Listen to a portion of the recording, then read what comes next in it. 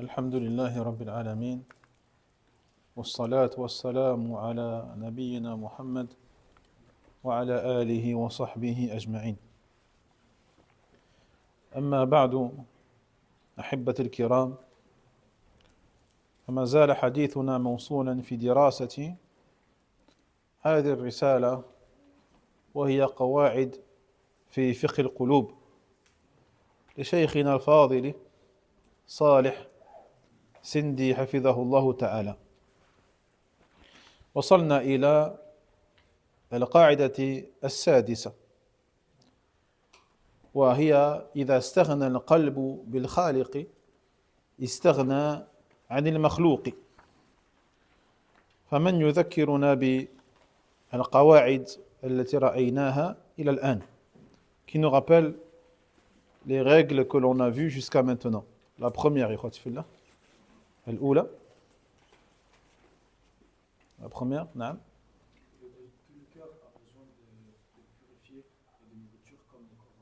أحسنت. زكاة القلب مثل نماء البدن. Le développement, le soin, la purification du cœur est comparable aux soins et à la nourriture du corps. الثانية, la deuxième.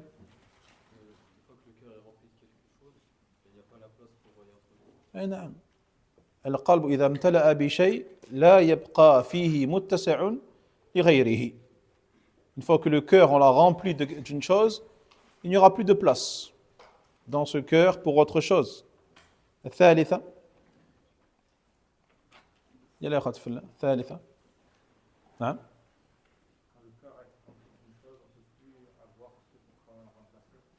أحسنت. القلب لا يتسع للعوض والمعوذ عنه. Le cœur ne peut pas contenir une chose que tu as échangée contre une autre chose, les deux en même temps, c'est pas possible. الرابعة. نعم le frère. Le cœur c'est la base et les membres c'est que des suiveurs. أحسنت. Quatrième règle, la base c'est le cœur. Et tout le reste, les membres du corps, ne sont que des suiveurs de ce cœur. نعم. الخامسة. نعم أخي. La vraie richesse, c'est la richesse du cœur. أحسنت. Et elle n'appartient qu'à Allah. أحسنت. La richesse يعني absolue n'appartient qu'à Allah tabarak wa ta'ala. الغنى غنى القلب. La vraie richesse, c'est la richesse du cœur. Et le vrai riche par essence, c'est Allah tabarak wa ta'ala. نعم. السادسة. نعم أخي. Lorsque le cœur se suffit du créateur, se suffit de la créature. أحسنت. إذا استغنى القلب بالخالق استغنى عن المخلوق. Lorsque ce cœur-là se suffit du créateur, il n'aura plus besoin des créatures. Non. Où il se passera des créatures. طيب.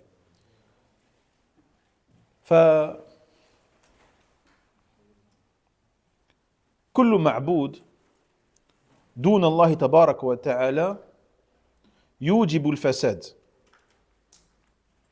ولا يحصل به صلاح القلب وكماله وسعادته.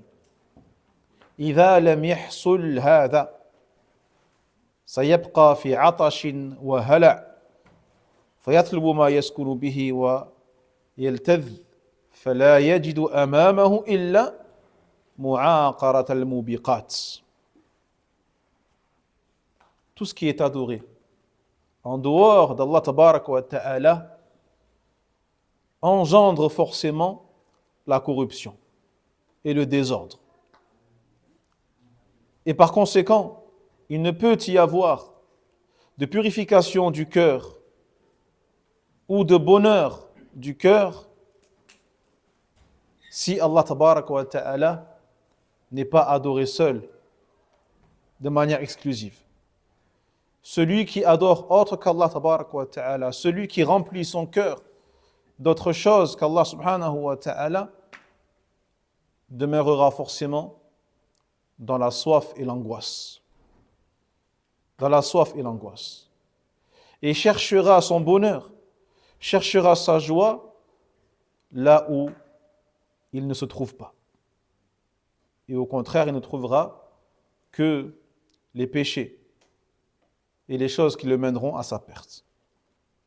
إذن لن يستغني القلب عن جميع المخلوقات إلا بأن يكون الله هو مولاه الذي لا يعبد إلا إياه ولا يستعين إلا به ولا يتوكل إلا عليه ولا يفرح إلا بما يحبه ويرضاه ولا يكره إلا ما يبغضه ويكره ولا يوالي إلا من والاه ولا يعادي إلا من عاداه ولا يحب إلا له ولا يبغض إلا له ولا يعطي إلا له ولا يمنع إلا له.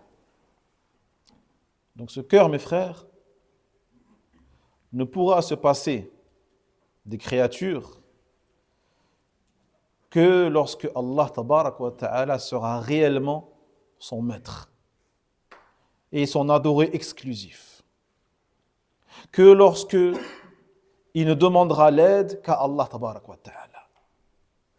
Que lorsque il ne s'en remettra uniquement qu'à son Seigneur tabarak wa ta'ala.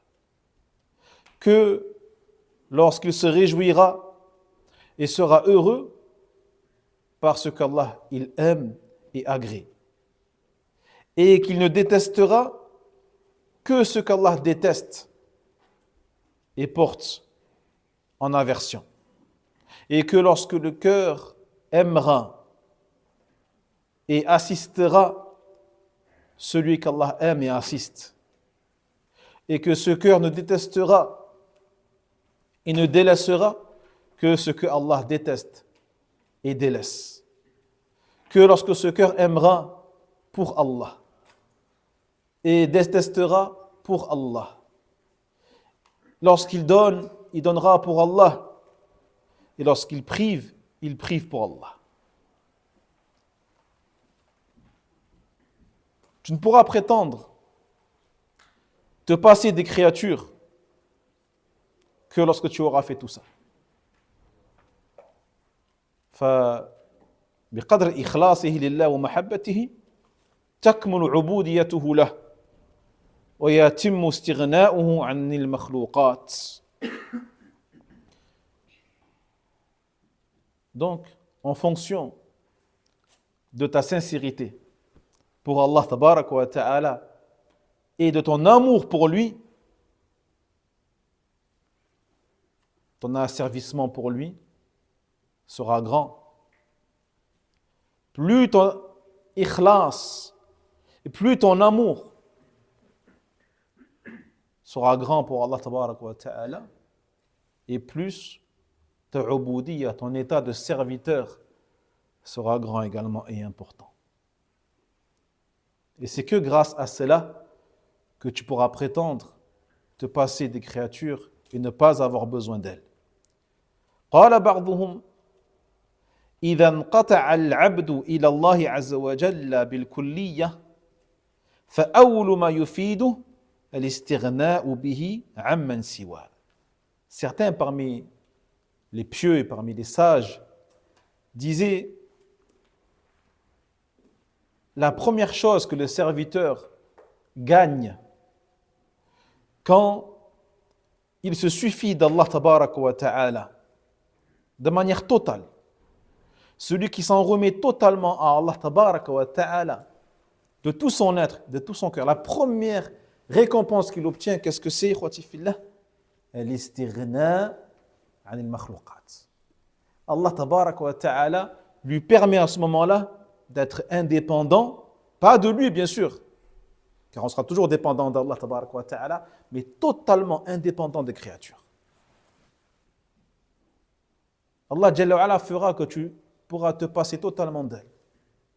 Au contraire, tu seras pour elle plutôt une aide et un soutien, alors que toi tu n'as besoin que d'Allah tabaraka wa ta'ala.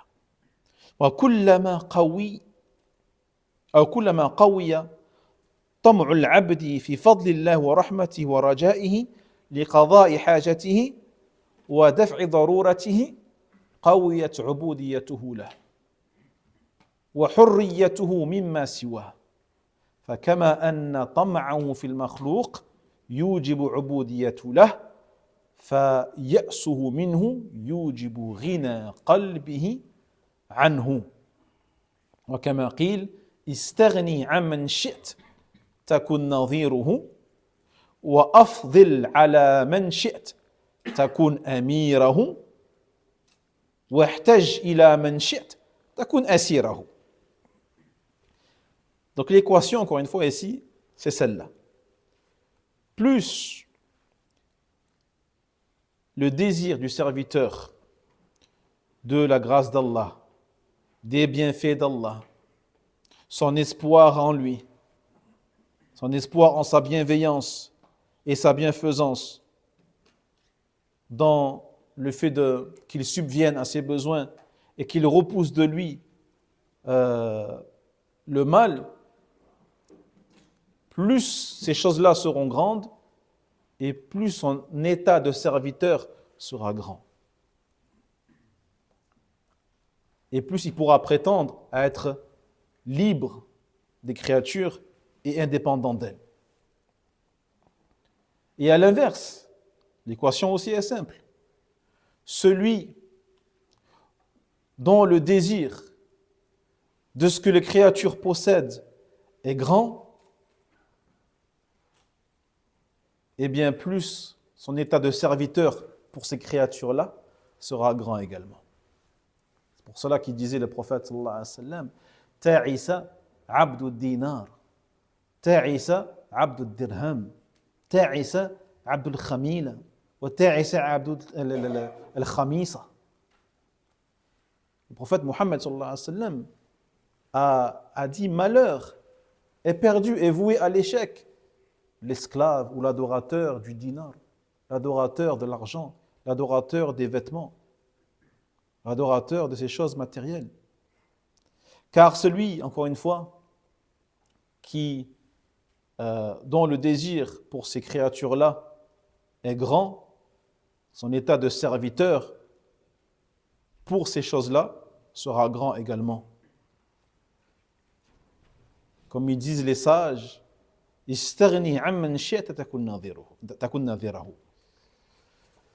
passe-toi de qui tu veux, tu seras son semblable.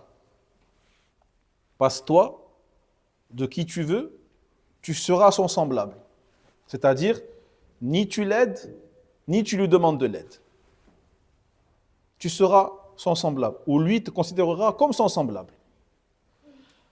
Afdil ala man shi'ta takun amirahu. Par contre, sois bienfaisant envers qui tu veux, tu seras son chef.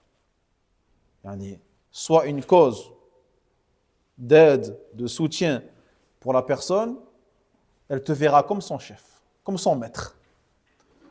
Et à l'inverse, ihtaj ila man shi'ta takun asirahu. Par contre, montre que tu as besoin de quelqu'un, tu seras son esclave, ou tu seras son captif, son prisonnier. C'est un proverbe pour dire que la créature, quand tu lui demandes quelque chose, elle te voit comme son prisonnier, comme si elle était ton maître. Et à l'inverse, quand tu aides quelqu'un, il te verra comme son maître. Et celui à qui tu ne demandes rien et qui ne te demande rien, tu seras son semblable, jusqu'à ce que tu lui demandes quelque chose, ou qu'elle te demande quelque chose. وَلَنْ يَرْتَقِيَ الْعَبْدِ إِلَّا هَذِهِ الرُّتْبَةِ إِلَّا بِأَنْ يَشْهَدَ فَقْرًا تَامًا إِلَى رَبِّهِ وَيُوقِنَ بِأَنَّ كُلَّ ذَرَّةٍ مِنْ ذَرَّاتِهِ الظَّاهِرَةِ والباطنة مُضطرة إليه من جهة كونه ربا ومن جهة كونه إلها معبودا فلا غنى له عنه كما لا وجود له بغيره. Donc le serviteur, mes frères, ne pourra gravir les échelons de la spiritualité, de la pureté, que lorsque il aura témoigné d'un besoin total et absolu de son Seigneur Tabarak wa Ta'ala. Que lorsqu'il aura conscience de cela et qu'il mettra tout en œuvre pour satisfaire celui dont il a besoin.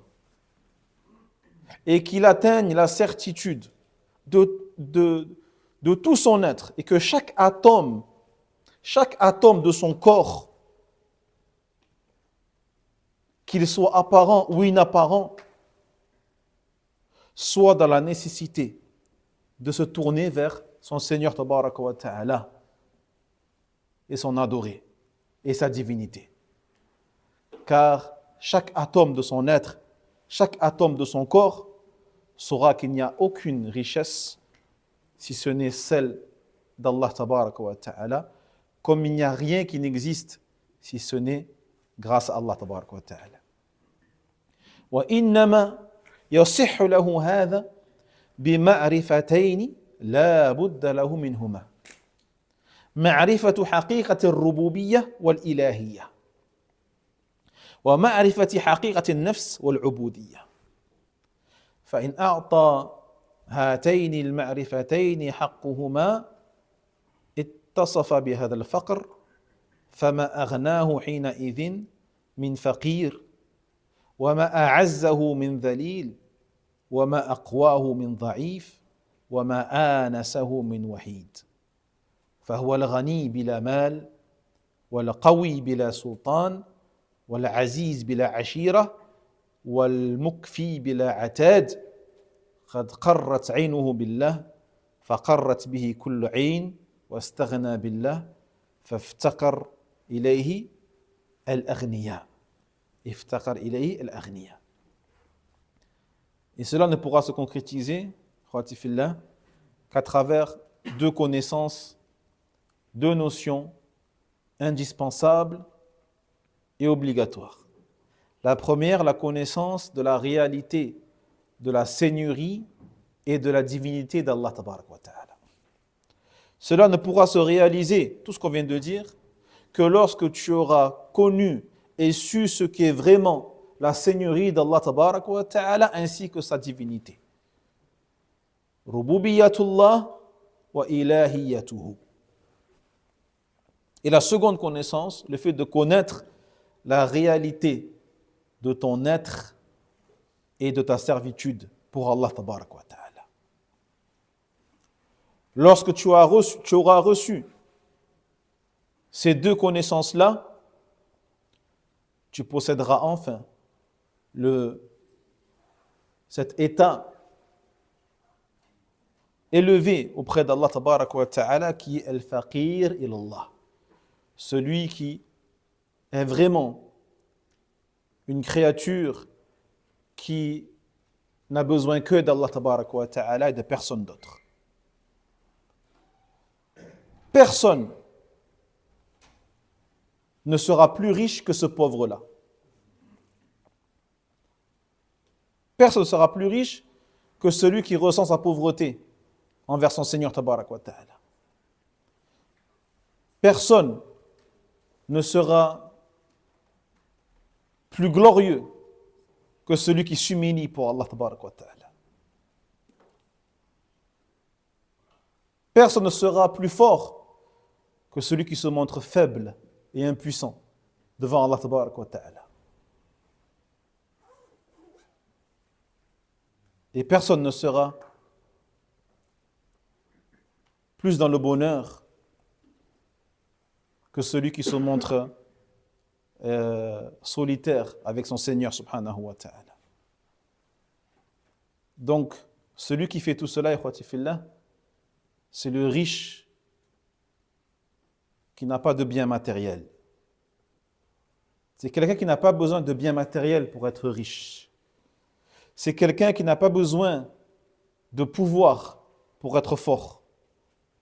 C'est quelqu'un qui n'a pas besoin de clan pour être respecté. C'est quelqu'un qui n'a pas besoin d'argent pour se suffire d'Allah Tabaraka wa Ta'ala. Sa seule source de joie, c'est Allah Subhanahu wa Ta'ala. Et ainsi, il sera lui-même une source de joie pour les autres, car il se passera uniquement des créatures, il n'aura besoin que d'Allah Tabaraka wa Ta'ala, jusqu'à ce que même les riches matériellement auront besoin de lui. قال شيخ الإسلام ابن تيمية رحمه الله تعالى فإن المخلوقين إذا اشتكى إليهم الإنسان فضررهم أقرب من نفعهم والخالق جل جلاله وتقدست أسماؤه ولا إله إلا هو إذا اشتكى إليه المخلوق وأنزل حاجته به واستغفره من ذنوبه أيده وقواه وهداه وسد فاقته وأغناه وقربه وأقناه وحبه واصطفاه والمخلوق إذا أنزل العبد به حاجته استرذله وازدراه ثم أعرض عنه. Il dit, Cheikh l'Islam, Ibn Taymiyyah rahimahullah ta'ala, lorsque l'être humain confie ses plaintes aux créatures, lorsque l'être humain se plaint aux créatures, qu'il sache que leur préjudice sera plus grand que leur bénéfice. Yani, lorsque tu te plains à la créature, tu tireras plus de mal que de bien.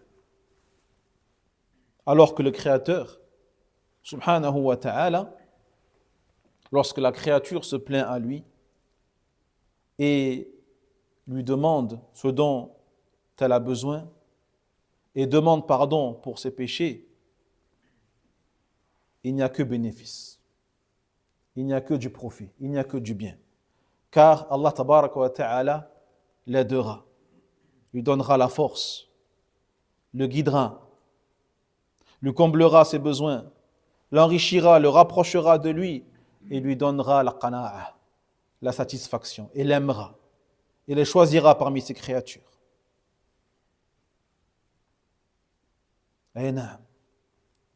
Alors que la créature, elle, lorsque le serviteur lui demande ce dont elle a besoin, ce dont il a besoin, elles vont le mépriser, elles vont le rabaisser et elles vont l'abandonner, puis se détourner de lui. هذا هو المخلوق. ومما يعين على تحقيق الاستغناء بالله تبارك وتعالى رياضة النفس وأخذها بالحزم بأن تستغني عن الناس ما أمكن وتحفظ ماء الوجه من أن يراق لهم فهذا أدعى لأن يخرج أي تعلق والتفات إلى الخلق من القلب وأن تعلق الحاجات كلها بالحي الذي لا يموت سبحانه وتعالى وهذا ما كان النبي صلى الله عليه وسلم يربي أصحابه عليه فقد علم ابن عباس رضي الله عنهما فقال إذا سألت فاسأل الله وإذا استعنت فاستعن بالله. Il fait partie des choses qui vont t'aider, ya Abdullah, à réaliser le fait que tu n'aies besoin que d'Allah tabaraka wa ta'ala et que tu te passes totalement des créatures. Bien le fait d'entraîner ta personne et d'avoir une détermination sans faille et que tu t'imposes à ne demander, à ne rien demander aux créatures. Tu dois faire ce travail-là et t'imposer cette discipline jusqu'à atteindre, jusqu'à concrétiser le fait que tu sois dépendant uniquement d'Allah tabaraka wa ta'ala et que tu ne recherches ta richesse du cœur qu'auprès de lui subhanahu wa ta'ala. Car cela sera plus à même à ce que ton cœur se détache totalement des créatures et s'attache totalement au Créateur subhanahu wa ta'ala, le vivant qui ne meurt pas. C'est sur cela que le prophète sallallahu alayhi wa sallam a éduqué ses compagnons, ikhwati fillah. Et c'est sur cela qu'on doit éduquer nos proches, nos enfants, et nos frères et nos sœurs. Il a dit notamment au compagnon Ibn Abbas, radiyallahu anhuma, quand tu demandes, Demande à Allah. Quand tu as quelque chose à demander, demande à Allah tabarak wa ta'ala. Et quand tu demandes de l'aide, demande l'aide d'Allah tabarak wa ta'ala. ادعو الله سبحانه وتعالى. وفي حديث عوف بن مالك الأشجعي أن رسول الله عليه الصلاة والسلام بايع جمعا من أصحابه على أن لا يسألوا الناس شيئا. بايع أصحابه على هذا سبحان الله. فقال فلقد رأيت بعض أولئك النفر يسقط صوت أحدهم فما يسأل أحدا يناوله إياه. Regardez mes frères jusqu'où l'éducation du prophète sallallahu alayhi wa sallam dans ce domaine est allée. Il a été rapporté du compagnon Aouf ibn Malik al-Ashja'i radiyallahu anhu que le messager d'Allah alayhi salatu wa salam a pris l'engagement d'un groupe parmi ses compagnons radiyallahu anhum de ne rien demander aux gens. De ne rien demander aux gens.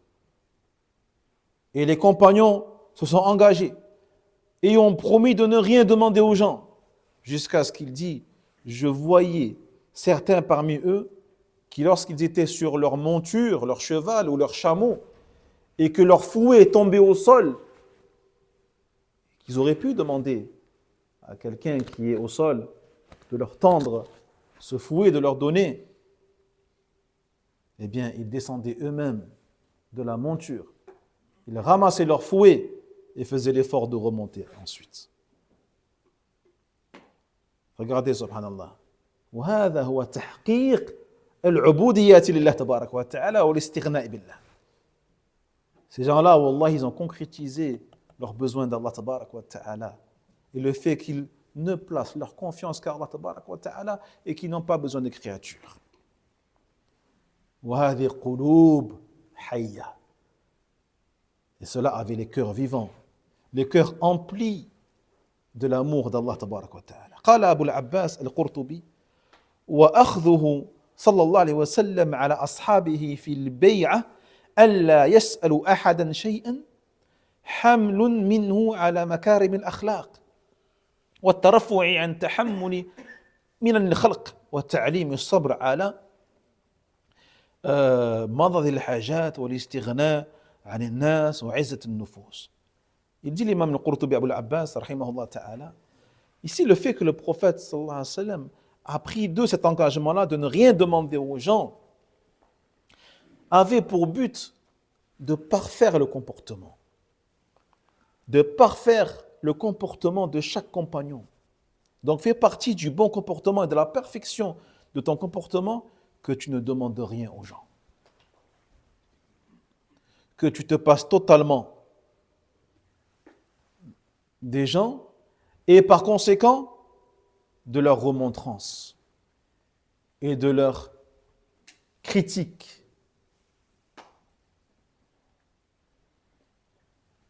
Il leur enseigna donc la patience, même dans des choses qui peuvent paraître futiles.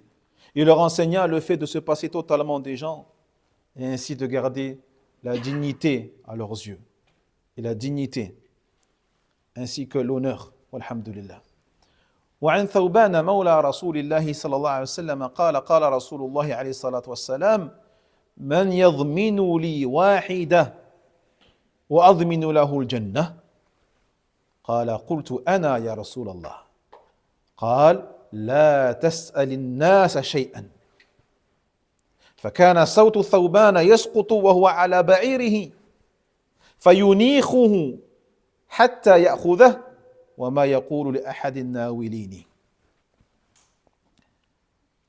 Et selon Thawban, un des serviteurs du messager d'Allah, alayhi salatu wassalam, un des esclaves affranchis du prophète, alayhi salatu wassalam, qui a dit, le messager d'Allah, alayhi salatu wassalam, a dit, celui qui me garantit une chose, je lui garantis le paradis.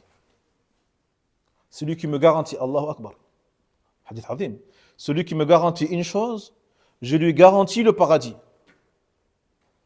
Veux-tu savoir ce que c'est? Il répondit, moi je veux savoir au messager d'Allah. Alayhi salatu wassalam. Il dit, ne demande rien aux gens. Ne demande rien aux gens. Allahu Akbar. Puis il a été rapporté que Thawban était sur son chameau et son fouet est tombé. Il aurait pu demander à quelqu'un. Au contraire, il a fait accroupir sa monture, il a ramassé son fouet et n'a rien demandé à qui que ce soit. والخلاصة يا إخواتي في الله أن الطمع العبد في ربه ورجاءه له يوجب عبوديته له وإعراضه عن الطلب من الله سبحانه وتعالى والرجاء له يوجب انصراف قلبه عن العبودية له. Donc un résumé de tout ce qu'on vient de dire, lorsque le serviteur ne désire que son Seigneur et n'espère qu'en lui, subhanahu wa ta'ala, cela lui donnera l'état de servitude le plus complet. Et à l'inverse, celui qui se détourne de demander à Allah, de l'espoir en Allah tabarak wa ta'ala, fera que son cœur se tourne vers les créatures. Fera que son cœur se tourne vers les créatures et que donc sa servitude envers Allah tabarak wa ta'ala diminue. فكل من علق قلبه بمخلوق في قضاء حوائجه خضع قلبه له وصار فيه من العبودية له بحسب حاله كما قلنا.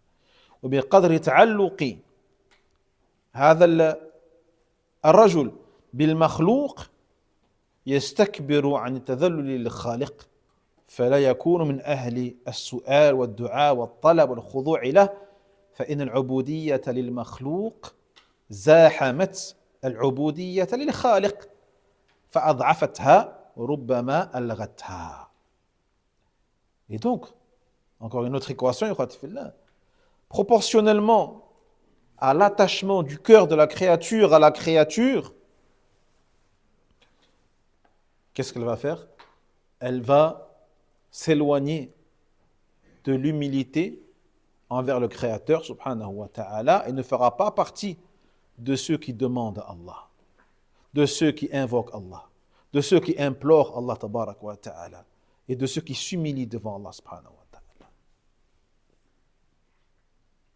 Combien parmi les musulmans, lorsqu'ils ont besoin de quelque chose, font des causes pour l'avoir, mais n'ont même pas demandé à Allah tabarak wa ta'ala au préalable.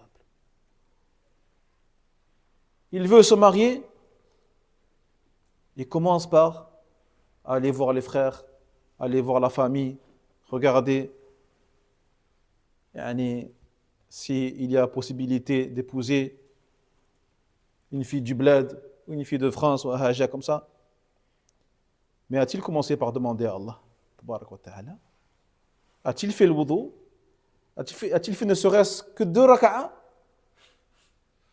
dans lesquels il demande à Allah tabarak wa ta'ala zawja salihah, imra'a salihah, taqiyya? Demande à Allah tabarak wa ta'ala. Demande à Allah ce dont tu as besoin, puis fais les causes. Wa tawakkal ala Allah jalla wa ala.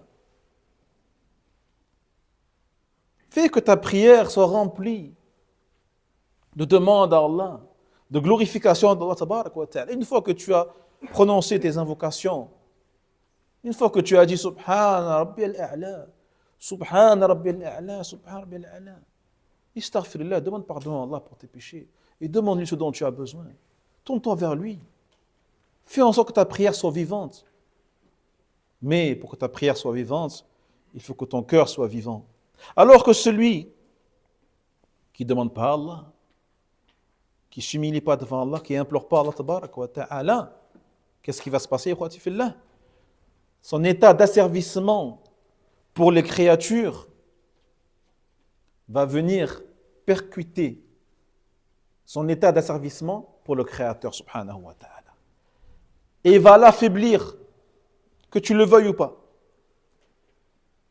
Il peut même l'affaiblir jusqu'à le faire disparaître. فَقُبْحًا لِمَنْ يَسْأَلُ حَاجَتَهُ الْعَبِيدِ وَيُعْرِضُ عَنْ طَلَبِ مَنْ بِيَدِهِ كُلُّ مَا يُرِيدُ فإنه قد وضح المسألة في غير موضعها أو وضع عفوا المسألة في غير موضعها وأنزلها بغير أهلها وظلم توحيده وإخلاصه وفقره إلى الله عز وجل واستغنى بسؤال الناس عن سؤال رب الناس. Et comme il est ignoble que le serviteur demande son besoin aux créatures et se détourne de demander à celui dont la main possède toutes choses, subhanahu wa ta'ala. Celui qui fait cela, qui demande à la créature en délaissant la demande au créateur, il aura mis ou placé sa demande au mauvais endroit. Au mauvais endroit. Et l'aura faite à celui qui ne mérite pas que tu lui demandes ces choses-là. Ce sera donc éloigné du tawhid, du monothéisme et de la sincérité et de son besoin d'Allah tabaraka wa ta'ala. Et donc, il se sera tourné alors vers la demande des gens en délaissant la demande du Seigneur de ces gens-là.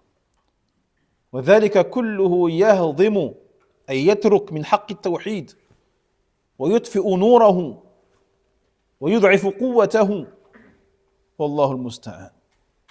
Tout cela reviendra à délaisser la réalité même du tawhid et à éteindre la lumière du tawhid et à affaiblir la force et la puissance du tawhid. Et c'est à Allah qu'on demande de l'aide.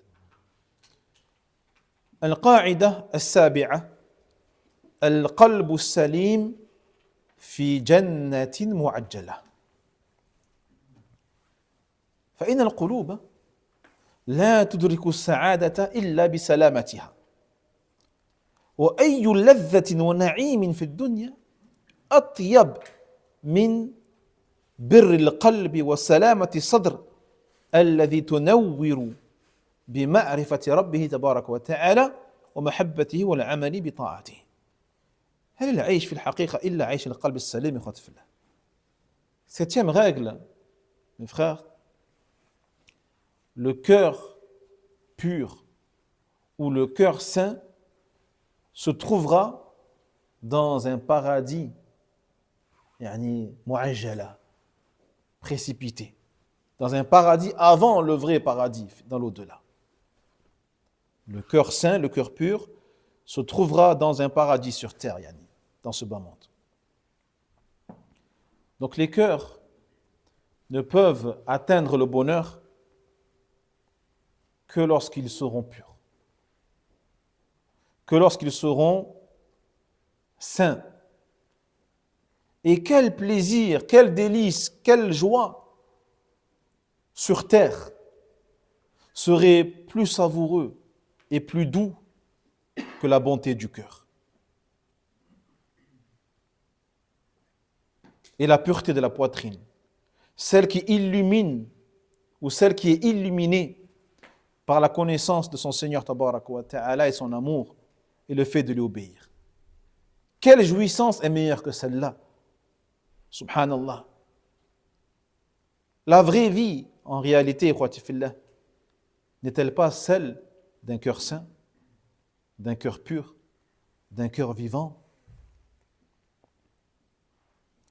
وقد أثنى الله سبحانه وتعالى على خليله إبراهيم عليه السلام بسلامة قلبه فقال وإن من شيعته لإبراهيم إذ جاء ربه بقلب سليم.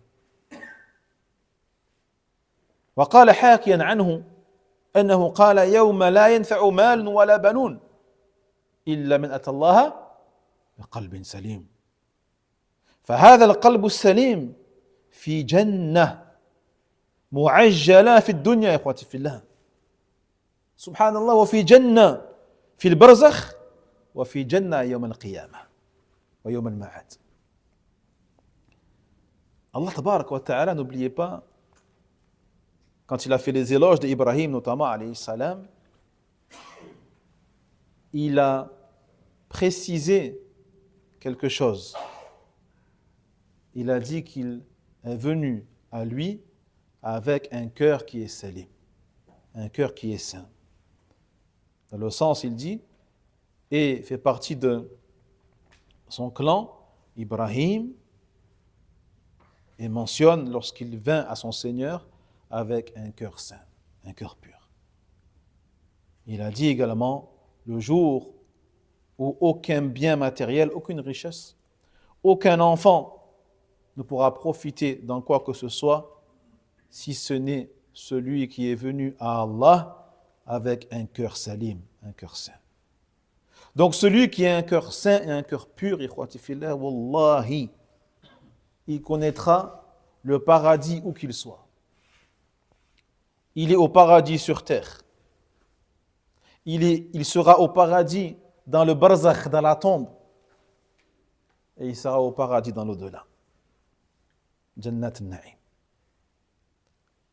وهو الذي ضمنت له النجاة من العذاب والفوز بالكرامة والسليم هو السالم السليم هو السالم وجعل هذا المثال لأنه للصفات كالطويل بمعنى طاول والقصير بمعنى القاصر والضارب بمعنى ظارف فالسليم القلب الذي قد صارت السلامة صفة ثابتة له كالعليم والقدير وأيضا فإنه ضد المريض والسقيم العليل. Donc un cœur qui est saint, c'est un cœur pour qui le salut et la préservation du châtiment est garantie. Celui qui vit sur ça et qui meurt avec un cœur salim, il est préservé du feu de l'enfer. Il est préservé du châtiment de la tombe. Et il est préservé du malheur et du stress et de l'angoisse sur terre. Donc le mot salim, dans la langue arabe, il a le sens de as-salim, bien sûr. As-salim. C'est-à-dire, c'est un cœur qui est protégé, qui est préservé. Taïb, comme at-tawil, c'est at-tawil. D'accord? Celui qui est long, al-qasir, celui qui est court, etc. etc. Donc, as-salim, c'est un cœur qui est préservé, mais dont la préservation est confirmée et stable. Tel que al-alim. Al-alim, il ma'na al-alim, celui qui sait.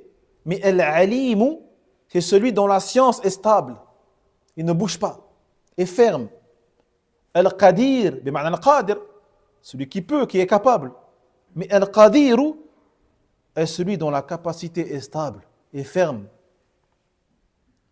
Donc, al-salimu, c'est également le contraire de al-marid, le malade, al-saqim ou al-alil. وقد اختلفت عبارات الناس في معنى القلب السليم والأمر جامع لذلك أنه القلب الذي أسلم وسلم وسلم والسليم واستسلم أي أسلم لله تبارك وتعالى وسلم مما يقطع عنه وسلم لقضائه وسالم أولياءه واستسلم لشرعه. Lorsque on réunit les explications ou les définitions données par les salaf salih, rahmatullahi alayhim, par rapport au sens d'un cœur saint, qu'est-ce qu'un cœur saint? Il y a plusieurs paroles, de nombreuses définitions qui ont été données. Mais si on devait résumer cela, nous dirions que c'est le cœur qui est soumis, qui est protégé, qui a accepté, qui est inoffensif et qui a servi. C'est un cœur qui est soumis à Allah, tabarak wa ta'ala. C'est un cœur qui est protégé de tout ce qui éloigne d'Allah, tabarak wa ta'ala. C'est un cœur qui a accepté le destin d'Allah et les décrets d'Allah jalla wa ala. C'est un cœur qui est inoffensif avec les alliés d'Allah tabarak wa ta'ala. Et c'est un cœur qui a servi à la législation d'Allah jalla wa ala. توضيح ملامحه مما يأتي. الآن بالتفصيل. ما هو القلب السليم بالتفصيل؟ القلب السليم بالتفصيل هو السالم من الآفات والمكروهات كلها، أي أنه الذي سلم من كل آفة تبعده عن الله تبعده عن الله تبارك وتعالى، ومن كل إرادة تزاحم مراده، ومن كل قاطع يقطع عنه. والقواطع جملة ترجع إلى 5 أشياء. القواطع بالجملة ترجع إلى 5 أشياء. الأول شرك يناقض التوحيد. الشرك من قواطع عن الله تبارك وتعالى، وبدعة تخالف السنة، والشهوة تخالف الأمر، وغفلة تناقض الذكر، وهوى يناقض التجريد والإخلاص. فهذه ال5 إخواتي في الله حاجب عن الله، وتحت كل واحد منها أنواع كثيرة وتتضمن أفرادا لا تكاد تنحصر. Maintenant, pour détailler un peu plus le cœur saint. Qu'est-ce qu'un cœur saint en détail? Premièrement, on a dit déjà, c'est un cœur qui est préservé de tout mal et de toute chose détestable. C'est-à-dire, c'est un cœur qui est préservé des choses qui l'éloigneraient d'Allah. C'est un cœur qui est préservé par la grâce d'Allah des choses qui l'éloigneraient d'Allah tabarak wa ta'ala, et de toute volonté qui viendrait se confronter à la volonté d'Allah ou à ce que Allah tabarak wa ta'ala veut de lui, et de tout obstacle qui pourrait l'éloigner et le couper, ou couper son lien avec son Seigneur tabarak wa ta'ala. Et ces obstacles, on peut les résumer à 5 choses. Il y a, de manière générale, 5 choses fondamentales qui t'éloignent, qui te coupent et qui rompent ton lien avec ton Seigneur tabarak wa ta'ala. Premièrement, la chose la plus grave, c'est le shirk, l'association à Allah subhanahu wa ta'ala, qui s'oppose bien sûr au tawhid. C'est la chose la plus grave qui rompra ton lien avec ton Seigneur tabarak wa ta'ala. La deuxième chose, l'innovation, qui s'oppose à la sunna.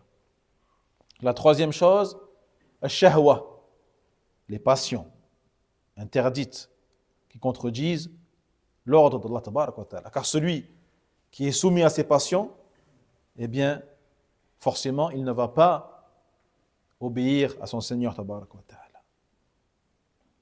Quatrième chose, ikhwati fillah, al-ghafla, l'insouciance, qui s'oppose au rappel d'Allah, à la conscience de son état de serviteur d'Allah tabarak wa ta'ala. Et enfin, 5e et dernière chose, al-hawa. Al-hawa, c'est-à-dire les penchants de son âme, les penchants de sa personne qui vient contredire la sincérité pour Allah tabarak wa ta'ala. Donc ces 5 choses, ikhwati fillah, sont les bases et les fondements de son éloignement d'Allah tabarak wa ta'ala. Mais bien sûr, elles engendrent derrière énormément de notions qui sont des branches de ces 5 choses-là. القلب السليم هو الذي حقق التوحيد. فعن ابن عباس رضي الله عنهما في قوله تعالى إلا من أتى الله بقلب سليم قال شهادة أن لا إله إلا الله. Donc le cœur saint, le cœur pur, est le cœur qui a concrétisé le tawhid, tout d'abord. C'est la première des choses. Qu'est-ce qu'un cœur pur? قل القلب الذي يحقق التوحيد. C'est le cœur qui a concrétisé complètement le tawhid. Comme l'a expliqué Ibn Abbas lui-même, radiyallahu anhu, au sujet de la parole d'Allah tabarak wa ta'ala, dans le sens, celui qui est venu à Allah avec un cœur, ou plutôt sauf celui qui vient à Allah avec un cœur salim. Il a expliqué en disant, un cœur qui atteste la ilaha illallah. Un cœur qui témoigne, qui atteste qu'il n'y a nulle divinité digne d'adoration sauf Allah subhanahu wa ta'ala. فهو سليم مما سوى الله وأمره لا يريد إلا الله ولا يفعل إلا ما أمره الله فالله وحده غايته وأمره وشرعه ووسيلته وطريقته وقد تخلص من شوائب الشرك فهو فارغ من المخلوقات خال منها غير ملتفت إليها فسلم لربه وخلص له كالعبد الذي سلم لمولاه ليس له فيه شركاء متشاكسون أي متخالفون. Un cœur saint, c'est un cœur qui est préservé de tout ce qui n'est pas Allah tabarak wa ta'ala. C'est un cœur qui ne désire qu'Allah. C'est un cœur qui, lorsqu'il fait quelque chose, il ne fait que ce qu'Allah tabarak wa ta'ala lui a ordonné de faire. Allah est son seul but. Yani satisfaire Allah est son seul objectif. Son seul objectif est de respecter les commandements d'Allah et d'honorer la législation d'Allah. C'est un cœur qui s'est débarrassé de toute impureté d'association. هذا هو الإخلاص، هذا هو القلب المخلص. لأن الإخلاص هو تصفية العمل من كل شوائب الشرك.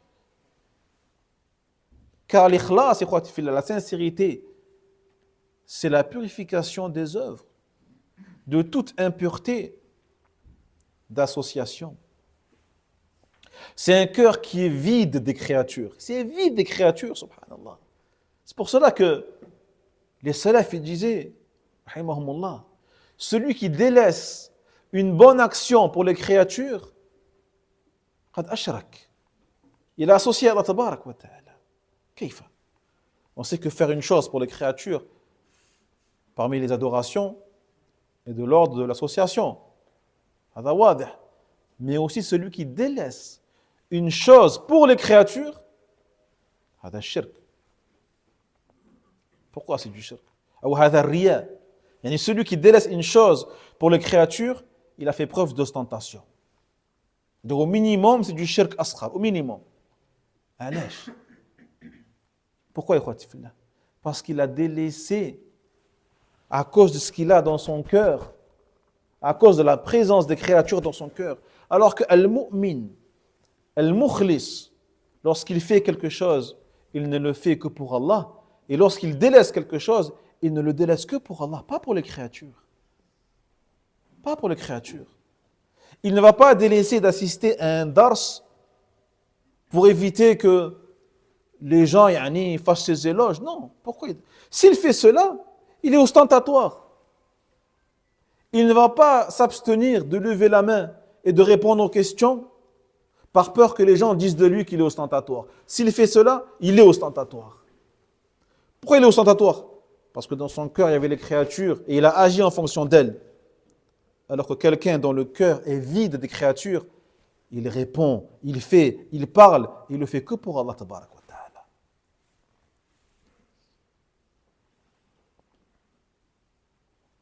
Un cœur qui est vide des créatures.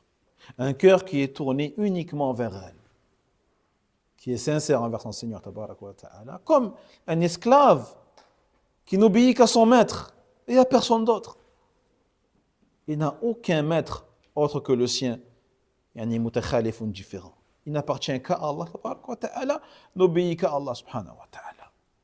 وقد فسر بعضهم قوله تعالى إلا من أتى الله بقلب سليم بأنه الذي يلقى ربه وليس فيه أحد غيره. Certains ont expliqué la parole d'Allah dans le sens, sauf celui qui a rencontré Allah avec un cœur saint, avec un cœur saint, na'am, celui qui rencontre son Seigneur et dont le cœur ne contient rien d'autre, sauf Allah tabarak wa ta'ala. Allahu Akbar. Demande à Allah tabarak wa ta'ala qui vide nos cœurs de toute créature.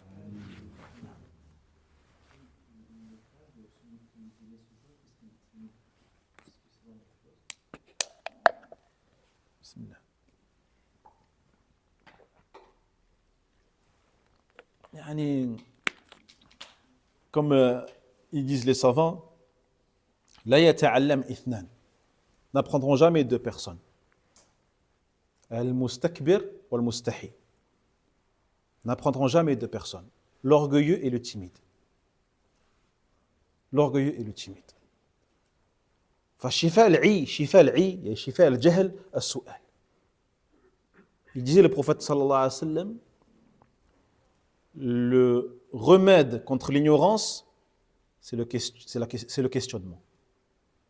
C'est le fait de questionner, de demander. Comment veux-tu apprendre si tu n'interroges pas et tu ne demandes pas? Et la timidité, qui t'empêche de poser une question pour apprendre une notion dont tu as besoin, montre aussi que dans ton cœur, eh bien, il y a la présence des gens autour de toi qui sont présents et que tu te dis, bah, ils me regardent et je suis gêné, etc., etc. Donc c'est une pudeur qui n'est pas louable. Car on a le haya, la pudeur, qui peut être une qualité mais un défaut parfois. Donc si c'est une pudeur qui t'empêche d'apprendre ta religion, ça devient un défaut. Si c'est une pudeur qui t'empêche bien sûr de faire des choses qui sont blâmables et des mauvaises actions, c'est une qualité.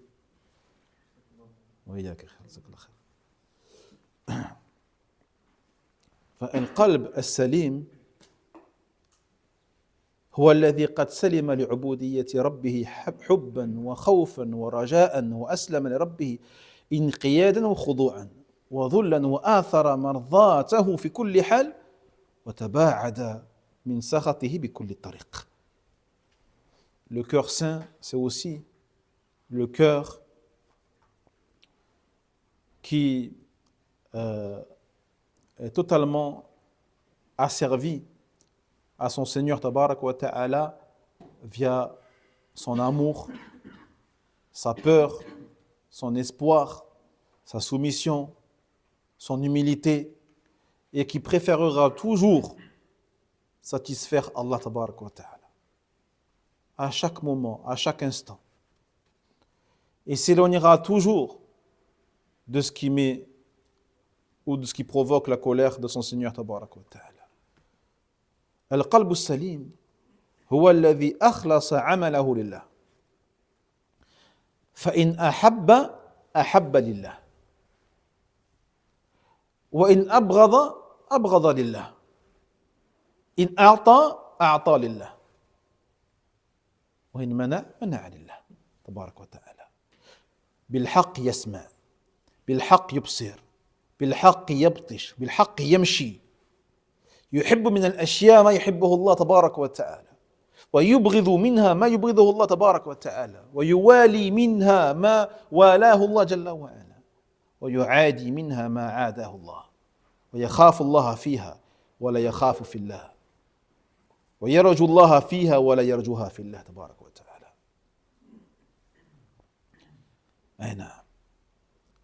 Un cœur saint, c'est un cœur qui voue tout ce qu'il fait à Allah Tabarak wa Ta'ala.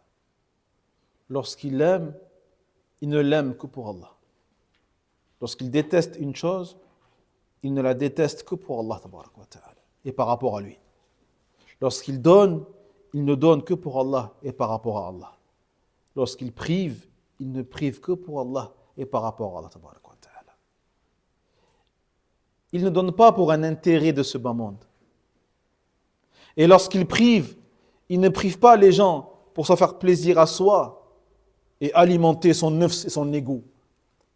Lorsqu'il prive, il prive pour Allah en espérant qu'Allah Tabarak wa Ta'ala le récompense. Lorsqu'il écoute quelque chose, il n'écoute que pour Allah et par rapport à Allah. Lorsqu'il regarde quelque chose, il ne le regarde que pour Allah et par Allah. Lorsqu'il marche, il marche pour Allah et par Allah. Il aime ce qu'Allah aime et déteste ce qu'Allah déteste. Il soutient ce qu'Allah soutient et se montre hostile envers ceux qu'Allah est hostile envers eux. Il n'a peur que d'Allah et n'espère qu'à Allah subhanahu wa ta'ala. القلب السليم هو القلب السليم من الآفات التي تعتري القلوب المريضة من مرض الشبهة التي توجب اتباع الظن ومرض الشهوة التي توجب اتباع ما تهوى الأنفس فلا استمتع بخلاقه كما استمتع به الذين يتبعون الشهوات ولا خاض في الباطل خوض الذين يتبعون الشبهات. Un cœur sain, c'est un cœur qui est préservé des préjudices qui peuvent envahir les cœurs malades. Et parmi les maladies du cœur, ikhwati fillah, الشبهة. الشبهة. وما هي الشبهة يا اخواتي في الله؟ الشبهة هي وارد يرد على القلب يحول بينه وبين انكشاف الحق. هذه الشبهة. أو التباس الحق بالباطل واختلاطه حتى لا يتبين. Donc une shubha qu'on traduit souvent par une ambiguïté. Qu'est-ce que c'est exactement ikhwati fillah? Une shubha, c'est quelque chose qui est tombé dans ton cœur et qui représente un obstacle entre lui et la connaissance de la vérité. C'est une chose qui s'est posée dans ton cœur, qui empêche ton cœur de déceler la vérité. هذه shubha. هذه shubha. Et donc pour enlever la shubha, tu es obligé de demander, d'interroger et de chercher la vérité. Tu ne peux pas laisser une shubha se développer dans ton cœur. Car c'est une maladie et même l'une des pires maladies qui soit. هذه shubha. Une shubha, c'est le fait que le faux soit mélangé à la vérité, comme on l'a dit hier. Et ces deux choses-là sont tellement mélangées jusqu'à ce que tu n'arrives plus à distinguer le vrai du faux. Donc la shubha t'amènera forcément vers le fait de suivre le faux ou le fait de suivre des choses, mais avec doute et hésitation. Et également, c'est un cœur qui est préservé d'une maladie qui est shahwa, les passions. Ces passions-là qui te mèneront forcément vers quoi? Vers tout ce que ton âme désire. Tout ce que ton âme désire. Que ce soit licite ou illicite. جيد؟ نعم. فالقلب السليم هو الذي سلم للوحي فلم تبقى فيه منازعة لأمر ولا معارضة للخير أو لخبر فانقاد للخبر تصديقا واستيقانا وللطلب إذعانا وامتثالا. Un cœur pur, un cœur saint, c'est un cœur qui a accepté la révélation d'Allah Tabarak wa Ta'ala, qui ne contient en lui aucune contestation possible, aucun doute, aucune hésitation, aucune gêne par rapport à ce qu'Allah Tabarak wa Ta'ala a révélé. Que ce soit le Coran al-Karim ou la Sunna du prophète Mohammed sallallahu alayhi wa sallam. Tu ne ressens aucune gêne, aucun problème, aucun souci par rapport à tout ce qu'Allah Tabarak wa Ta'ala a légiféré. Que ce soit les obligations, les interdictions, les recommandations, les détestations, les peines légales, les jugements, aucune gêne.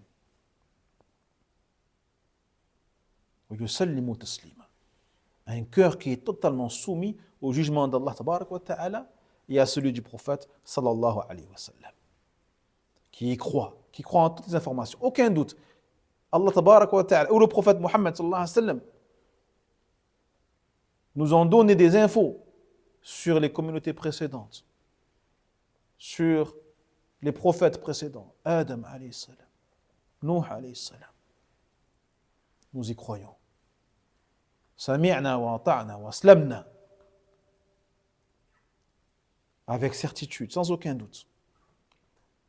القلب السليم هو الذي سلم لأمر رسول الله صلى الله عليه وسلم تصديقا وطاعة وسلم من الانقياد والتحكيم لغيره فعقد قلبه معه عقدا محكما على الائتمام والاقتداء به وحده وتلقى أحكامه بالمسالمة وترك المنازعة فلم يعارضها برأي ولا قياس ولا تقليد ولا رأى إلى خلافها سبيلا البتة وإنما الانقياد المحض وتسليم والإذعان والقبول. Un cœur saint, c'est un cœur totalement soumis au commandement du messager d'Allah alayhi salatu wassalam, qui croit en tout ce que le prophète sallallahu alayhi wa sallam a rapporté de son Seigneur tabarak wa ta'ala dans la sunna authentique, qui obéit à chaque commandement du prophète alayhi salatu wassalam.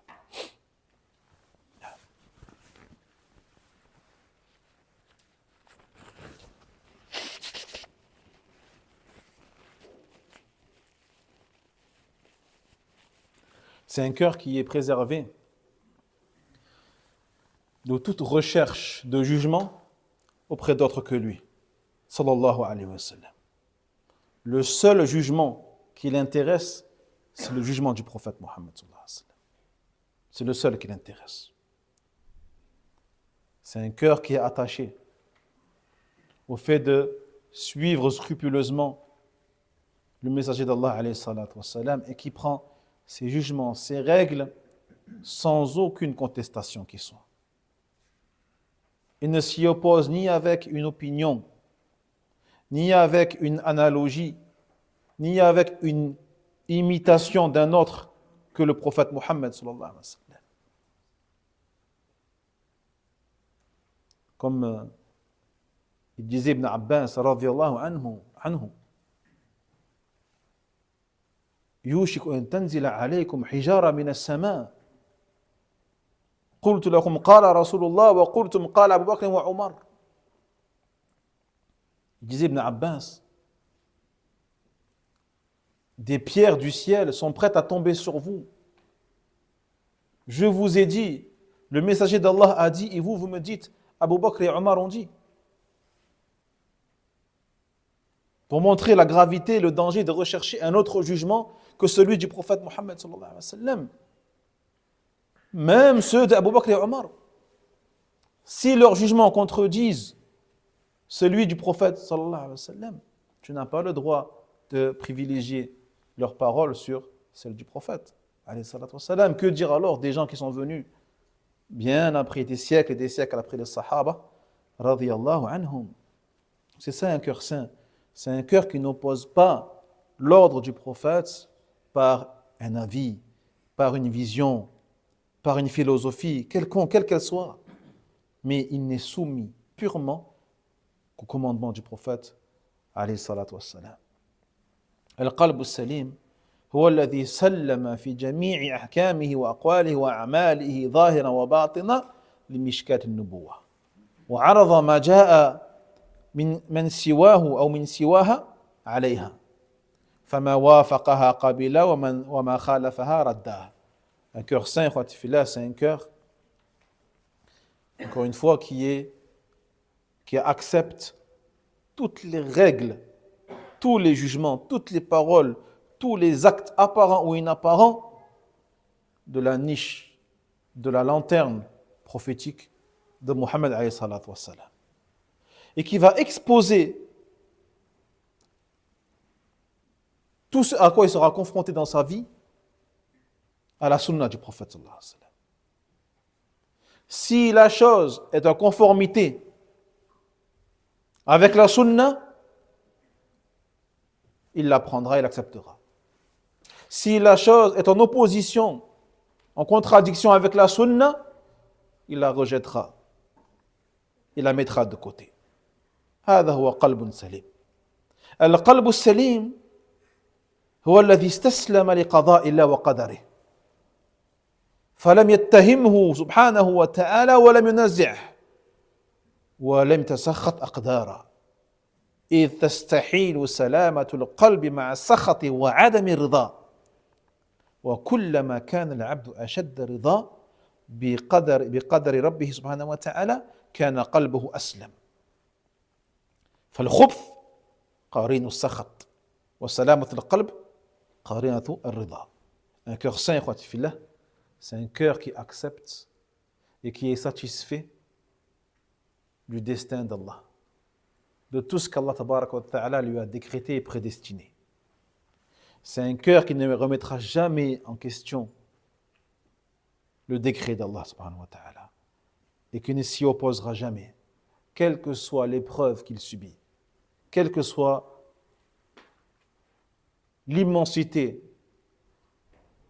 du malheur qu'il est en train de vivre. Il ne remettra jamais en question son Seigneur tabaraka wa ta'ala. Il ne dira jamais des choses qui viennent contredire le décret d'Allah, tel que pourquoi moi, tel que les premiers partent en premier, tels qui ne l'ont pas mérité. Celui qui prononce ce genre de paroles n'a pas un cœur sain, n'a pas un cœur pur. Un cœur pur accepte ce qu'Allah a prédestiné. Jamais il ne se mettra en colère face au décret d'Allah tabaraka wa ta'ala. Car il est impossible que le cœur soit sain s'il se met en colère, s'il déteste, s'il s'oppose et s'il n'accepte pas ce qu'Allah a décidé. Plus le cœur sera satisfait du décret d'Allah tabaraka wa ta'ala et de sa prédestination, et plus cela sera un signe de sa bonne santé et de sa pureté. Et comme on dit, le mal est associé à l'insatisfaction et la pureté du cœur est associée à la satisfaction de ce qu'Allah tabaraka wa ta'ala a décrété et a prédestiné. Al-qalb al-salim هو النقي من الغل والدغل والخالص من الغش والحقد والحسد يضمر للمسلمين كل خير ونصح ويغلب على قلب حسن الظن بالمؤمنين في كل ما أمكن في العذر قد سلم أولياء الله وحزبه المفلحين وعاد أعداءه الضالين المضلين هذه بعض ملامح القلب السليم فهنيئا لصاحبه فما أسعد حاله ومآله. Un cœur sain, c'est un cœur qui est pur. C'est un cœur qui est pur de la rancœur, de la haine.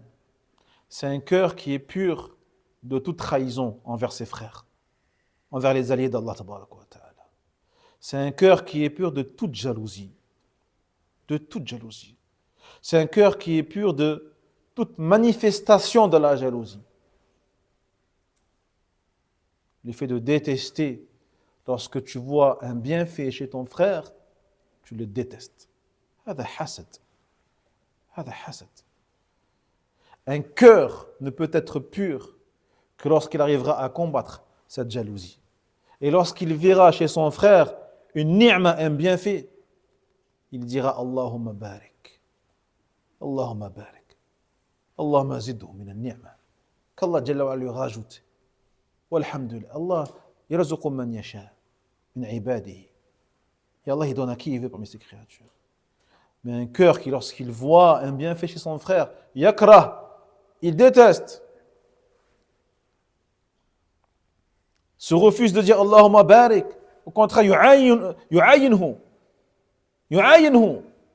Il jette sur l'ayn, wa l'ayn haq. Et espère qu'Allah tabaraka wa ta'ala lui enlève ce bienfait. Il se peut même qu'il passe à l'acte et prononce des paroles venant manifester sa jalousie. هذا قلب فاسد. C'est un cœur qui est impur. Sallallahu salamat al-afiyah. Un cœur pur, c'est un cœur qui ne désire que le bien pour ses frères. Qui est nasih, qui fait preuve de nasiha pour les musulmans. قال النبي صلى الله عليه وسلم الدين النصيحة الدين النصيحة قال لمن أو قالوا لمن قال لله ولكتابه ولرسوله ولأئمة المسلمين وعامتهم. C'est la nasiha. Yani, par rapport à Allah, par rapport au livre, par rapport à son messager, par rapport aux gouvernants des musulmans et par rapport aux musulmans de manière générale. فالنصيحة شيء عظيم جدا. Donc le terme nasiha, ikhwati fillah, que, hélas, beaucoup ont tendance à limiter à le conseil. Wallahi, le conseil n'est qu'une infime partie de ce que signifie la nasiha. La nasiha est bien plus large que ça, est bien plus vaste, bien plus riche qu'un simple conseil que tu donnes à ton frère. Même la nasiha lillah. Que voudrait dire alors la nasiha pour Allah, lillah? Comment serais-tu nasih par rapport à Allah tabarak wa ta'ala? Est-ce qu'Allah Jalla wa ala a besoin que tu le conseilles? لا. النصيحة لله هي التوحيد. هي أن توحد أن تفرد في عبادتك مثلا. La nasiha par rapport à Allah tabarak wa ta'ala est que tu l'inities dans l'adoration et que tu l'adores lui et lui seul, que tu lui obéisses. C'est ça la nasiha vis-à-vis d'Allah tabarak wa ta'ala. إذا النصيحة معناها إرادة الخير للمنصوح له، أن تريد الخير للمنصوح له وحيازة الحظ له بدون خيانة بدون غش. C'est le fait de vouloir le bien pour celui qui profite de la nasiha de ta part. Tu le veux son bien, sans trahison, sans hypocrisie, sans tromperie, sans ruse. Et tu honores tous ses droits sur toi. Donc la nasiha pour Allah n'est pas la même que la nasiha par rapport au prophète. Et la nasiha par rapport au prophète n'est pas la même que la nasiha pour le livre d'Allah. Donc qu'est-ce que la nasiha pour les musulmans? Comment tu seras quelqu'un de nasih pour les musulmans? À quel moment? Comment elle va se concrétiser réellement, cette nasiha? Est-ce que c'est juste le fait de, lorsque tu vois, tu épies ton frère jusqu'à ce qu'il commette une erreur et là tu lui envoies une nasiha en le rabaissant et pour te montrer meilleur que lui et supérieur à lui? هذه النصيحة هذه ليس بنصيحة والله. C'est pas une nasiha, c'est pas un conseil ça, c'est une condamnation, c'est une humiliation, c'est un rabaissement. C'est un rabaissement. ففرق كبير بين النصيحة والتعيير. Une différence énorme entre la condamnation et le conseil. Donc c'est quoi la nasiha pour les musulmans? Comment on peut résumer la nasiha pour les musulmans? الإخلاص. هذا لله تبارك وتعالى. هذه النصيحة لله. النصيحة لله تبارك وتعالى الإخلاص والتوحيد والطاعة. On aurait le droit envers nos frères avec le cœur. حيازة حقهم نعم يدخل في ذلك.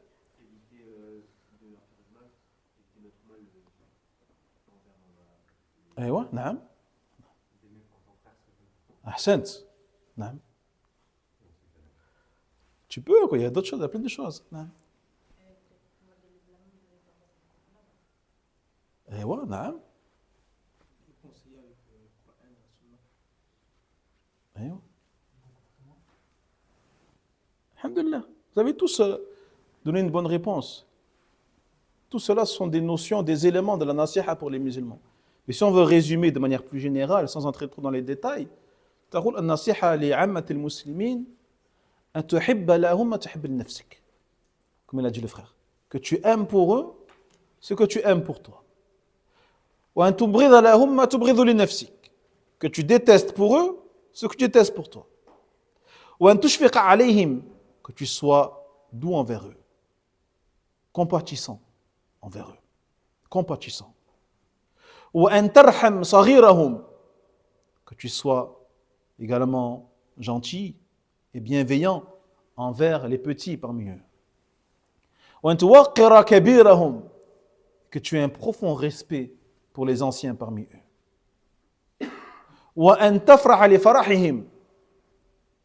Que ce qui les rend heureux te rende heureux toi aussi. وأن تحزن بحزنهم. Et que ce qui les rend tristes te rend triste toi aussi. Wallahi. Est-ce que la nasiha c'est juste conseiller son frère quand il se trompe? Wallah que non. C'est plus profond que ça. Subhanallah. Combien de nasiha ont été faites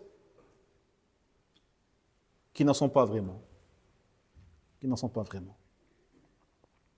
طيب. Combien il reste là? 10. Ça fait combien de temps? Alhamdulillah, on continue jusqu'à l'adhan, Inch'Allah. طيب. Un cœur saint, donc, c'est un cœur qui ne fait aucun mal à qui que ce soit. Et en particulier aux alliés d'Allah Tabaraka wa Ta'ala et aux partis d'Allah victorieux. C'est un cœur qui déteste les ennemis d'Allah Tabaraka wa Ta'ala, égarés et égareurs. Bonheur donc et félicitations à ceux qui possèdent ces cœurs-là. Car Wallah, ce sont des cœurs qui baignent nuit et jour dans le bonheur. Instantanément, présentement, et qui se dirigent tout droit vers le bonheur éternel, qui est le paradis. لأنه كما قلنا القلب السليم في جنة في الدنيا وفي جنة في البرزخ في الجنة في الآخرة.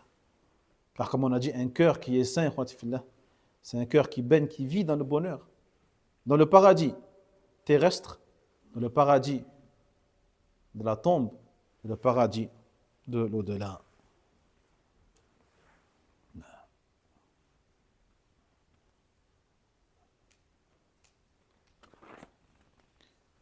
القاعدة الثامنة القلب يمرض كما يمرض البدن. القلب يمرض كما يمرض البدن. من حكمة الله عز وجل أن خلق كل عضو من أعضاء البدن لفعل خاص به كماله في حصول ذلك الفعل منه ومرضه أن يتعذر عليه الفعل الذي خلق له أو يصدر مع نوع من الاضطراب.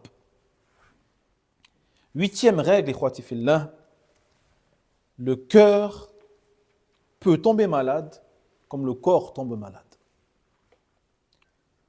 Fait partie de la sagesse d'Allah, tabaraka wa ta'ala, le fait qu'il ait créé chaque membre du corps pour une fonction bien précise.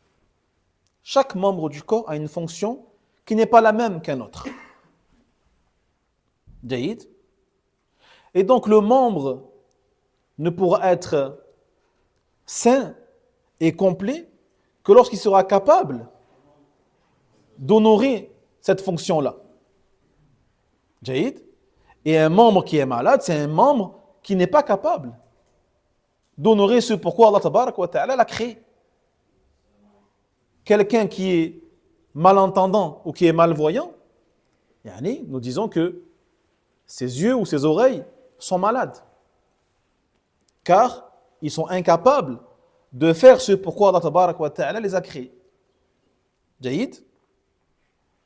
Ou qui sont capables mais pas totalement.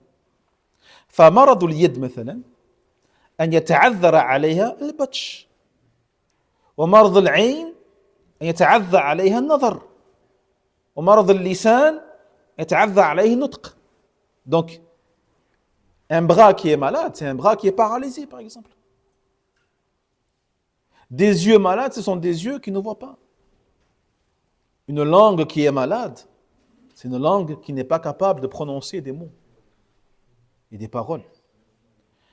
أما مرض القلب فأن يتعذر عليه ما خلق له من معرفة الله سبحانه وتعالى ومحبته والشوق إلى لقائه والإنابة إليه فلو عرف العبد كل شيء ولم يعرف ربه فكأنه لم يعرف شيئا فقلبه مريض.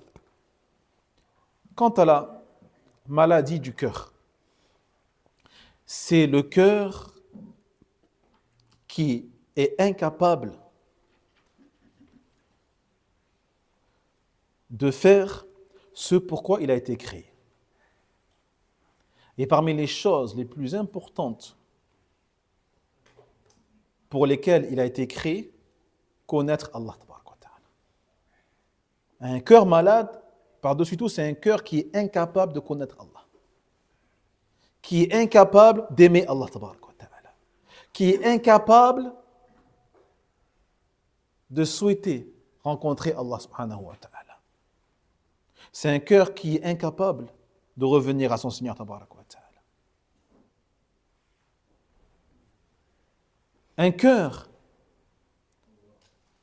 qui connaît énormément de choses, qui a emmagasiné énormément de connaissances et de notions scientifiques autres que la connaissance d'Allah tabaraka wa ta'ala et les sciences religieuses,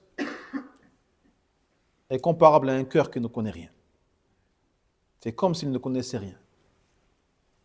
Et c'est un cœur qui est malade. وَلَوْ نَالَ كُلَّ حُظُوظِ الدُّنْيَا وَلَمْ يَظْفَرْ بِمَحَبَّةِ اللَّهِ وَشَوْقِ إِلَيْهِ لَمْ يَظْفَرْ فِي الْحَقِيقَةِ بِاللَّذَّةِ وَلَا نَعِيمِ وَلَا قُرَّةِ عَيْنٍ. Un cœur qui a emmagasiné toutes les sciences de la dunya ne pourra réussir que lorsqu'il aimera Allah tabaraka wa ta'ala. Et lorsqu'il désirera retourner, ou lorsqu'il aimera rencontrer son Seigneur tabaraka wa ta'ala. Il ne pourra réussir et ressentir de la joie, du délice, la saveur, le goût de la foi que lorsqu'il connaîtra son Seigneur tabaraka wa ta'ala, l'aimera, retournera à lui et aimera retourner à lui. وكل من عرف الله عز وجل أحبه وأخلص العبادة له ولم يؤثر عليه شيئا من المحبوبات فمن آثر عليه شيئا من المحبوبات فقلبه مريض قلبه مريض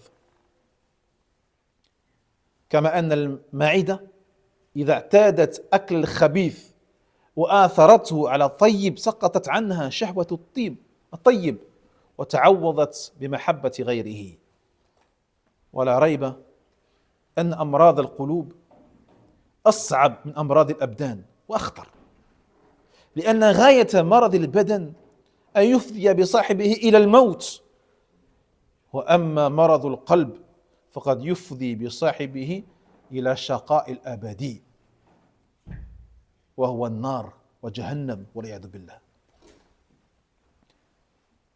Plus ce cœur connaîtra son Seigneur, tabarak wa ta'ala, et plus il l'aimera. Comment peux-tu aimer un être que tu ne connais pas? Comment peux-tu aimer, craindre, espérer en un être que tu ne connais pas? Donc plus ton cœur connaîtra Allah, tabarak wa ta'ala, plus il aimera Allah.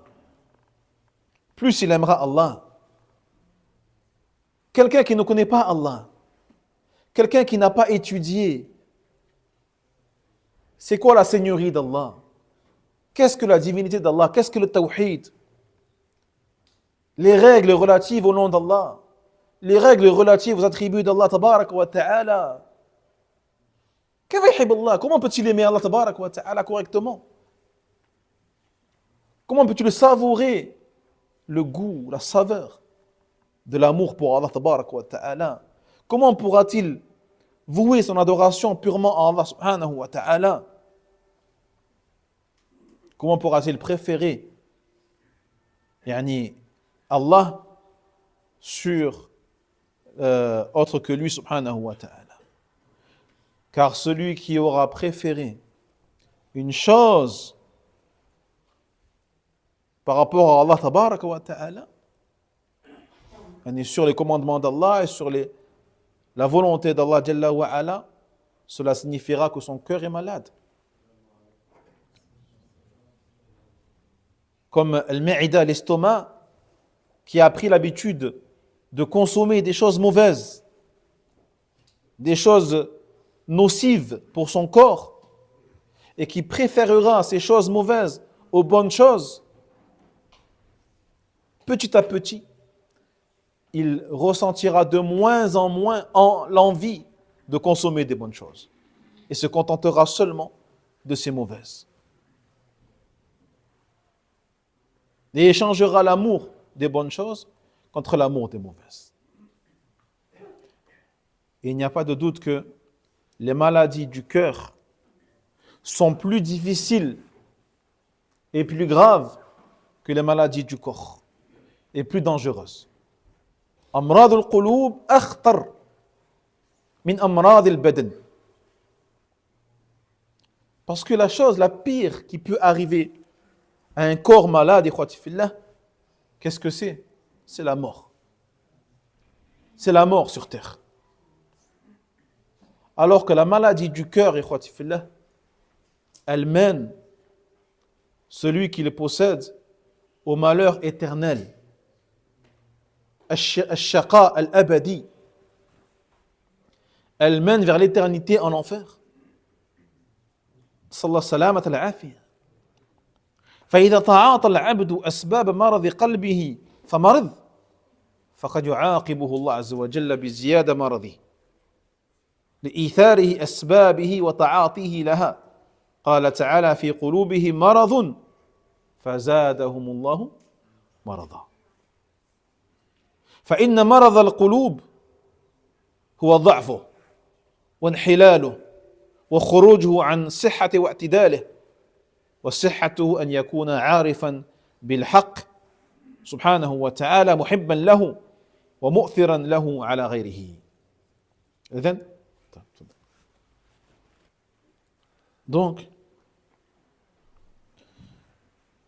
quand le serviteur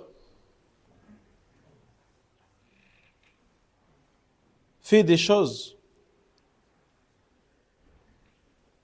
qui vont rendre son cœur malade,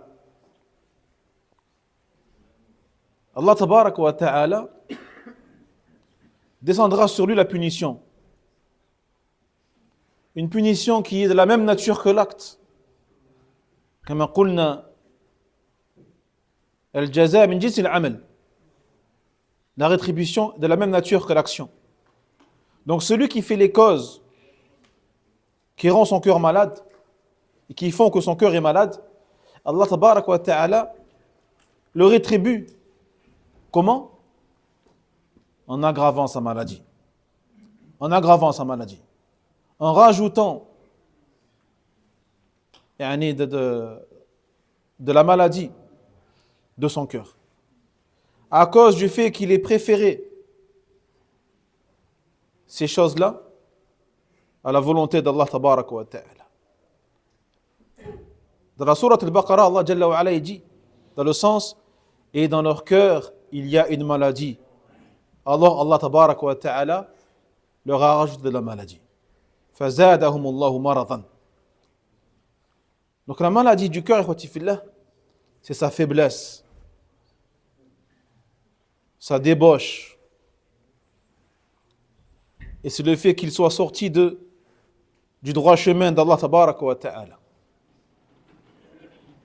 Alors que le bon état, la bonne santé, la pureté d'un cœur, c'est celui qui est connaisseur de la vérité, qui connaît son Seigneur tabaraka wa ta'ala, qui aime Allah Jalla wa Ala et qui préfère les jugements d'Allah tabaraka wa ta'ala à toute chose. فنكتفي بهذا القدر إن شاء الله ونتابع هذه الدروس غدا بعد صلاة الظهر إن شاء الله تعالى إلى صلاة العشاء كاليوم. فبارك الله فيكم على حسن استماعكم ونسأل الله جل وعلا أن يعلمنا ما ينفعنا وينفعنا بما علمنا والعلم عند الله. وآخر دعوانا الحمد لله رب العالمين وصلى الله وسلم على نبينا محمد وعلى آله وصحبه أجمعين. بارك الله فيكم.